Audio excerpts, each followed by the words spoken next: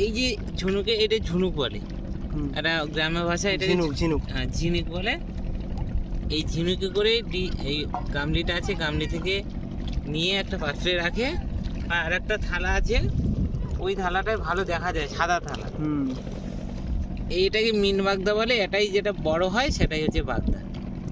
আচ্ছা, এগুলোকে সবাই চাষ করে? হ্যাঁ, এটা চাষ করে বড় করে। এগুলো তো বলছে 1000 পিসে 500 টাকা পায়, 1000 পিস এরকম করে বাঁচতে এখন 500 টাকা আছে, এরপরেও দাম কমতে পারে, দাম কম বাড়তেও পারে। আচ্ছা, কোনো ঠিক নেই।